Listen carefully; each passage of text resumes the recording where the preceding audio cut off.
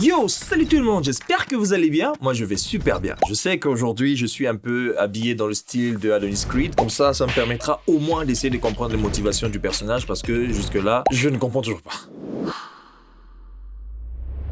Creed 3 a été réalisé par Michael B. Jordan lui-même, qui est l'acteur principal, qui porte le nom d'Adonis Creed. Le second rôle de Damien qui est joué par Jonathan Majorque, et puis Tessa Thompson qui joue bien sûr le rôle de Bianca. Et leur petite fille que j'ai pas retenu le nom malheureusement. Le film a été coécrit par Zach Bellin, Kenny Cougar et Ryan Cougar. Ryan Cougar, on sait que c'est le réalisateur de Black Panthers. Déjà, faudrait savoir que c'est la première réalisation de Michael B. Jordan, donc ce qui veut dire qu'il faudrait pas trop lui tirer dessus, parce que je pense qu'il va apprendre au fil du temps. Le film a déjà une sorte de controverse qui dérange un peu. C'est du fait que nous savons que Creed provient de la saga Rocky, c'est comme une sorte de continuité. La suite de Rocky était qu'il passe la main et la main il le passe par Creed qui est le fils de son ennemi autrefois qui est devenu ami Apollo. Stallone qui jouait le rôle de Rocky a un petit souci avec le studio qui a le droit sur les films Rocky. La première chose qu'on remarque dans ce film c'est qu'il y a l'absence de quelque chose. Déjà il y a l'absence de Rocky. Rocky un personnage iconique, les Creed que ce soit un ou deux, Rocky fait partie parce qu'il est censé donner la main ou laisser la main à Creed pour qu'il continue. Mais vu qu'il y a un souci entre l'acteur Sylvester Stallone avec le studio qui a le droit sur Rocky, ce qui fait que Stallone s'est vu vraiment écarté du projet, il ne pouvait pas y participer. Je pense que dans le film, on a cité son nom qu'une seule fois, si je me trompe pas. Ça déjà, on sent qu'il y a cet élément-là qui manque. Je sais que la plupart de personnes, surtout pour ceux qui n'ont pas suivi toute la saga Rocky, pour eux le film fera certainement bien,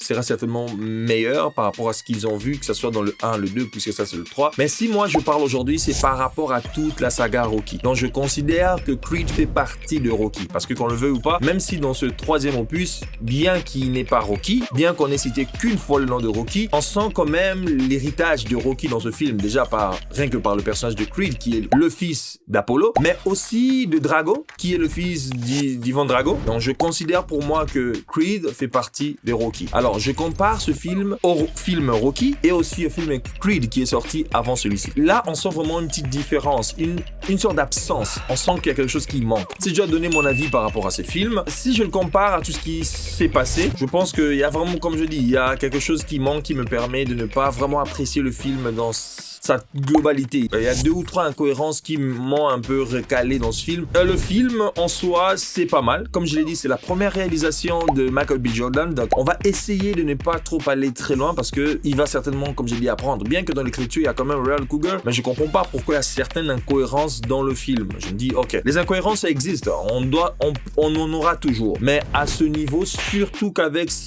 avec ce problème avec l'acteur Stallone, il fallait bien trouver quand même des manières pour que le film soit un peu plus potable qu'il est maintenant. Je sais que les gens vont beaucoup plus rester sur les combats et tout ça parce que déjà on sait, l'a dit lui-même Michael B. Jordan, qu'il apprécie tellement les mangas qu'il a voulu reproduire cela. Et ça c'est vrai qu'on le sent dans quelques moments de baston, surtout le combat final. Ça on le sent. Et les gens, je suis sûr qu'ils vont plus rester sur ça. Ils vont dire que à cause de ça, le film, ils vont crier au génie. Comme je l'ai dit, malgré les problèmes qu'il y a avec l'acteur Sylvester Stallone, il fallait quand même écrire le film de manière qu'on comprenne l'histoire, même si on ne veut pas qu'il soit là. Parce que je me dis, s'ils ont cité au moins ce nom, déjà le studio a le droit sur le nom, alors ils pouvaient bien en faire une histoire qu'on comprenne que Rocky n'est plus là ou Rocky n'est mort, mais on peut pas l'effacer. On peut pas effacer la personne qui porte quasiment toute la saga. On peut pas effacer ce personnage-là. Et là, dans ce film, on l'efface vraiment. Pourquoi? Parce que, à part les faits qu'on a mentionné qu'une seule fois, c'est dans une scène dans la salle à manger, je pense. Mais malheureusement, après ça, il y a plus rien, quoi. On parle plus de Rocky. On ne sait même pas si Rocky il est mort, Rocky n'existe plus, il vit toujours à côté ou quoi. Non, rien. Parce qu'on avait Rocky dans Creed 2. Dans Creed 3, on sait pas où est-ce qu'il est passé parce qu'on n'en parle pas. On pouvait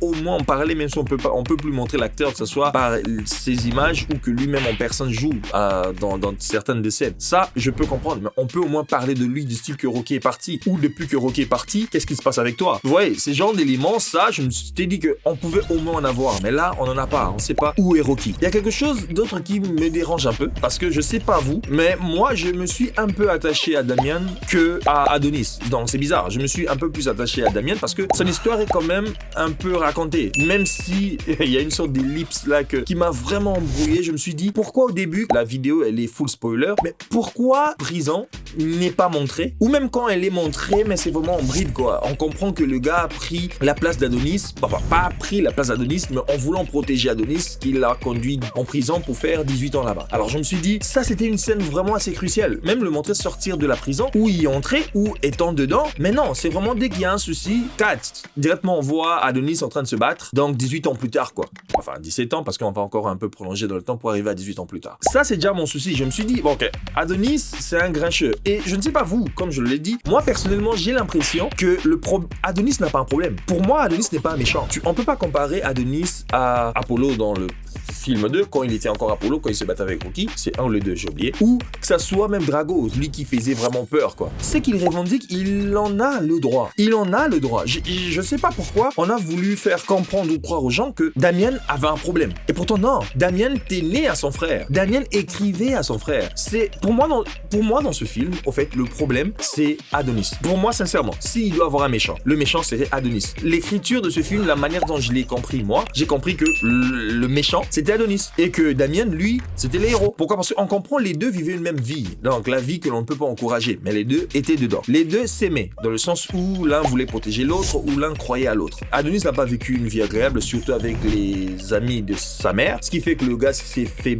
battre d'une manière pas possible. Alors, pour ça, un jour, il a voulu se venger. Alors, en voulant se venger, le gars, il commence à cogner l'ami, ou il commence à bastonner l'ami de sa maman. Et l'ami de sa maman qui avait ses amis qui viennent pour essayer d'intervenir et essayer de rendre les coups à Damien. Enfin, non, pas à Damien, à Adonis Creed. Et il s'avère que Damien, lui, il voulait protéger son ami. Il avait l'arme avec lui parce que les gars avec qui Adonis se battait étaient beaucoup plus âgés que lui. Alors, il vient avec son arme, il essaie de le protéger et bizarrement, on voit que le policier arrive directement à l'endroit. Et là, quand ils arrivent, ils arrêtent Damien pendant qu'Adonis, lui, il prend la fuite. Il s'enfuit. Bon, Daniel, comme un soldat, d'accord, il va en prison, pas de problème, il continue à écrire à son frère, avoir ses nouvelles et tout ça. La maman d'Adonis fait en sorte que les lettres de Damien n'arrivent jamais à celui-là. Et le gars, il sort en prison, bizarrement, il se dit, bon, j'ai un pote, je suis entré ici parce que je voulais protéger un ami, bah, je lui ai écrit des messages, le gars ne me répond pas et tout ça. Et ce qui est bizarre, le gars, il vient, il veut reprendre connaissance, c'est vrai, il voulait se venger un peu du fait que le gars l'avait vraiment lâché. Mais il vient, il veut reprendre connaissance, à chaque fois que les deux étaient ensemble, avant qu'ils commencent vraiment à vouloir fighter les deux, on sent qu'il y avait vraiment une sorte de malaise, que c'était pas agréable de voir les deux ensemble, quoi. Surtout, c'était plus du côté d'Adonis que de Damien. De un. Et des deux, c'est que je comprends pas, il y a Bianca qui est jouée par Tessa Thompson, la femme d'Adonis. Quand Adonis explique le problème, et Bianca dit que c'est pas ta faute. C'est ce qui est bizarre. Le gars, il dit, la dame, elle dit, c'est pas de ta faute. Tu ne dois rien à Damien. Même ça, on comprend que c'est une famille, je sais pas, ils sont tordus, quoi. Les gars étaient allés en prison à cause de lui, en voulant le protéger. C'est vrai qu'il avait l'arme avec lui, mais on nous a pas dit que le gars utilisait son arme pour essayer de battre tout le monde, ou d'abattre tout le monde, pardon. Il n'utilisait pas son arme pour faire du mal. On nous a pas dit ça. Si c'était le cas, fallait le dire. On nous a pas dit ça. Juste qu'il en avait. Et quand il a braqué, il n'a même pas tué les gars ou tiré sur eux. Non, il a juste braqué pour que le gars laisse son ami tranquille. Mais malgré ça, le gars, il prend ton 18 années, pas 18 mois, 18 ans en prison. Et quand il sort, il dit que, gars, tu m'as lâché. Et la femme d'Adonis dit que tu lui dois rien, quoi. C'est sa vie. Alors tu dois le combattre pour essayer. Je dis, non, les gars. Là, on comprend pas c'est qui le méchant finalement. C'est qui le héros. Parce que là, c'est vrai, on veut nous faire comprendre la culpabilité d'Adonis, essayant de se culpabiliser. Par contre, s'il voulait vraiment se culpabiliser du fait qu'il a fouillé son ami, il devait être encore beaucoup plus intime à lui que du style, il voulait pas l'avoir dans ses pattes. Pourquoi il est devenu méchant envers lui directement? Qu'est-ce que le gars a fait? Le gars n'a pas tué ses beaux-parents ou son beau-père, non. Donc, c'est là où je dis, l'écriture du film, bon, je comprends pas. Et ensuite, il se réconcilie à la fin. Bon, ça, c'est normal, c'est typique. Mais ça, c'est parmi les problèmes que j'ai trouvés. Je me dis même le script, la manière dont c'est écrit, c'était prévisible. Et même, j'étais au ciné avec ma femme, elle s'est dit, elle, en regardant le film, elle s'est directement dit, je suis sûr et certain qu'ils vont se battre à la fin. Et ça, c'était encore au début. Bon, moi, je savais parce que je connaissais un peu le synopsis du film, mais elle savait rien, mais elle s'est dit qu'ils allaient se battre à la fin. Pourquoi? C'était tellement lisible. Non, on savait où on allait. Et puis, il y a encore un petit truc qui est arrivé quand on a cassé le bras de Drago, le fils d'Ivan Drago. Je m'étais dit, quand j'ai vu la scène, c'est la première fois, enfin, je l'ai regardé qu'une fois, mais quand j'ai vu cette scène-là, j'étais sûr et certain que c'était une sorte de manigance provenant de Damien. Parce que c'était logique.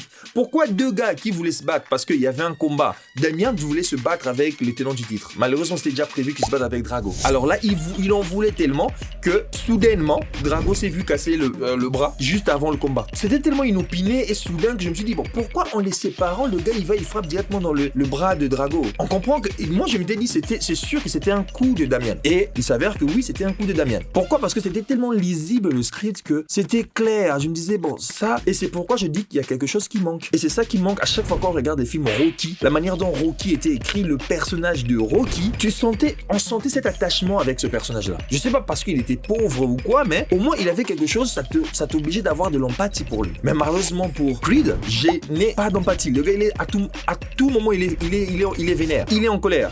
À tout moment, il s'effache. Je sais pas si je l'ai vu ici. Il a quand même ri avec sa fille et peut-être un peu avec sa femme, mais sinon, il est tout le temps comme ça.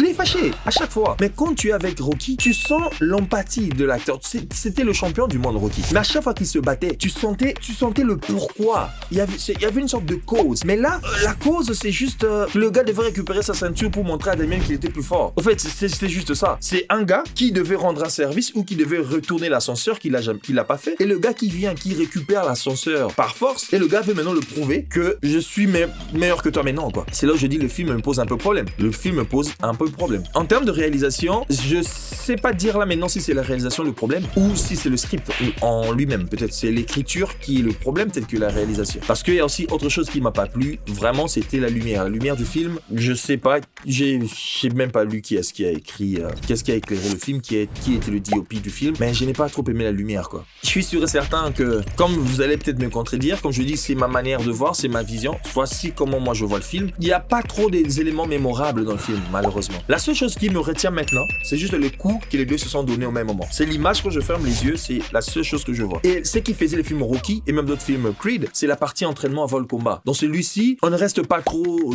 si on est trop resté déçu, mais c'est pas mémorable, pas du tout. Comparé à la manière dont Rocky s'entraînait avec les corps des animaux, il s'est dedans. Ça fait longtemps ces films de Rocky, mais j'ai ça. Mais pour Creed, j'en ai pas. Creed 3, je sais ce que je voulais dire. J'en ai malheureusement pas. Pour moi, il y a un manque d'empathie pour l'acteur Creed. C'est lui le méchant. Pour moi, c'est lui le méchant par rapport à l'histoire, la manière dont c'est raconté. Peut-être que si c'était raconté autrement, ça serait autrement pour moi. Alors, comme je dis, c'est ma manière de penser. Si vous avez la vôtre, essayez de me dire quoi dans les commentaires. Je me ferai un plaisir de les lire. Je ne veux pas vous contredire dans votre manière de faire. Si vous avez aimé les films, je suis tout à fait d'accord avec vous. Et quant à moi, c'est juste comme ça que je l'ai vu. Mon ressenti quand je suis sorti de la salle, je me suis dit, bon, finalement, c'était qui le méchant? C'est Creed ou c'est Damien? Parce que là, réellement, je sais pas. Alors, dites-moi vous, comment vous avez trouvé le film? Vous avez aimé ou pas? Moi, ça me désole un peu de ne plus voir Rocky. J'espère qu'il va revenir si on aura. Sinon, qu'ils créent au moins une histoire, qu'ils disent au moins que Rocky était mort. Au moins, ça va finir. Parce que là, Apollo, il est parti il y a longtemps, mais on l'a vu plus de 3 fois sur les affiches et on ne parlait que de lui. Déjà, son fils s'appelle comme lui, mais au moins lui, il était là. Alors, si on veut vraiment faire une sorte de break, que Rocky n'existe plus, alors assumez-le carrément. Assumez-le. Mais si vous continuez à prendre des éléments qui ont vécu dans Rocky, que ce soit les noms ou le Drago et tout ce qui va avec, sans pour autant que lui-même, le personnage, qu'il ait une histoire ou une fin, même si on le voit pas, on peut dire qu'il est parti ou mort quelque part. Là, c'est bizarre, quoi. Les films, on sent comme des tentatives de créativité, que ce soit dans la réalisation, même la scène quand il se battait, il faisait plus, ou on entendait plus le son, on voyait même plus la foule. C'était pas mal. Et certains combats, j'ai beaucoup aimé surtout la partie quand il a ouvert énormément le lens. Je suis sûr que c'est shooté peut-être avec des 15 mm ou même 11 mm, qui sait, où on commençait vraiment à sentir les coups. Là, je me suis dit, ah, ça, c'est quelque chose qu'on n'avait pas vu dans les Rocky ou dans d'autres films, quoi. Des combats de boxe, on n'avait pas vu. Et la rapidité, on sentait qu'ils étaient quand même assez rapides. Je sens que là, on a vraiment senti un peu du manga. Et comme j'ai dit, la partie où les deux se sont donnés de coups, c'était vraiment pas mal. Donc ça, c'est quelque chose au moins que j'ai beaucoup aimé dans le film. Donc c'est vrai que tout n'est pas à jeter, mais juste que c'est ce côté-là. Déjà, le problème de Rocky, je pense que c'est parti de ça. Si Rocky était toujours là, ou si on n'avait pas connu ce problème-là, peut-être que le film serait vu autrement. Mais là, on sait déjà que Rocky n'est plus et tout ça. Mais comme je disais, on lui laisse quand même le bénéfice du doute pour les prochains. Il va peut-être mieux faire, il va s'améliorer si l'écriture aussi le suit. Mais quant à moi, j'attendrai lire vos commentaires. Comment vous avez trouvé les films, avez-vous aimé ou pas? Sinon, allez regarder. Faites-vous vous-même votre propre analyse en allant au ciné, regardez et dites-moi quoi. Moi, je vous dis merci. Avant de partir, laissez-moi un pouce blanc comme j'aime bien le dire. Et puis, abonnez-vous sur la chaîne si ce n'est pas encore déjà fait. En n'oubliant pas d'activer la cloche pour des contenus plus instructifs et alléchants. Et suivez-moi sur mes autres plateformes, Instagram, Facebook ou Twitter. Je vous dis à bientôt.